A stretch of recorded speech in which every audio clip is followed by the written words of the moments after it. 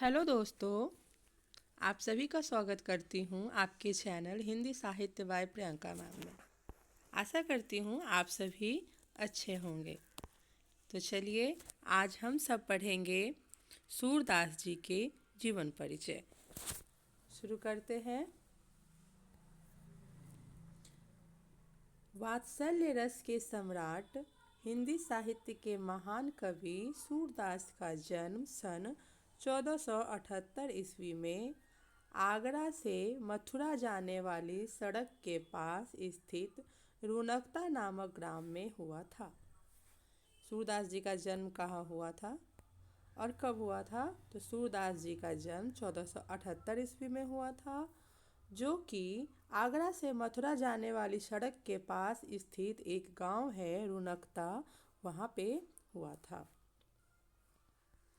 कुछ विद्वान इनका जन्म स्थान सीही नामक स्थान को मानते हैं। कौन से स्थान को मानते हैं? सीही नामक स्थान को मानते हैं।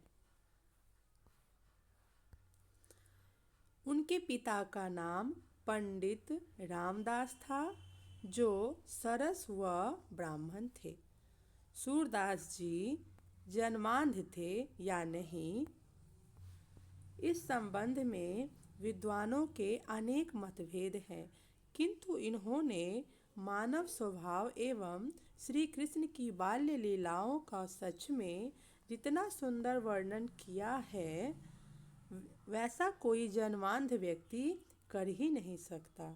इसलिए ऐसा प्रतीत होता है कि यह जन्मांध नहीं थे, पहले से वीरता के पद गाया करते थे। वल्लभाचार्य के संपर्क में आने के बाद यह श्री कृष्ण की भक्ति के पद गाने लगे तथा सन 1583 ईस्वी में गोवर्धन निकट पारसौली नामक स्थान पर इनकी मृत्यु हो गई। तो अक्सर क्वेश्चन पूछा जाता है कि सूरदास जी की मृत्यु कब हुई? तो 1583 ईस्वी में हुई। कहाँ हुई? तो गोवर्धन के पास एक पारसौली नामक स्थान है, जहाँ पर इनकी मृत्यु हो गई। इनकी कुछ साहित्यिक परिचय भी है, जिसके बारे में हम पढ़ेंगे।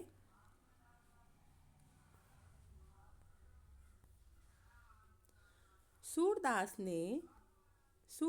ने भगवान के लोक रंजन रूप को लेकर ही उनकी लीलाओं का वर्णन किया है। तुलसी की समान उनका उद्देश्य संसार को उपदेश देना नहीं, अपितु उसे कृष्ण की मनोहारी की लीलाओं के रस में डूबना था। वह वल्लभाचार्य जी के शिष्य बनने से पहले शुरू विनय के पद गाया करते थे, जिसमें हास्य भाव की प्रधानता थी, किंतु पुष्टि मार्ग से दीक्षित होने के उपरांत सूर ने विनय के पद गाने के स्थान पर कृष्ण की बाल लीलाओं का हृदय स्पर्शी का वर्णन किया।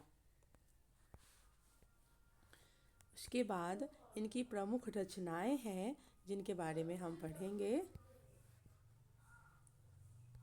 वो रचनाएं हैं, 3 इनकी प्रमुख रचनाएं हैं: सूरसागर, सूरसारावली और साहित्य लहरी।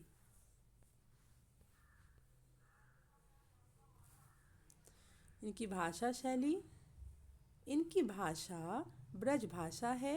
काव्य में इनकी शैली मुक्तक शैली है तथा प्रसंग में वर्णात्मक शैली है। आशा करती हूँ आप सभी को यह वीडियो अच्छी लगी होगी, और अगर वीडियो अच्छी लगी है तो लाइक्स एंड सब्सक्राइब ज़रूर करें, साथ में कमेंट भी दें। धन्यवाद।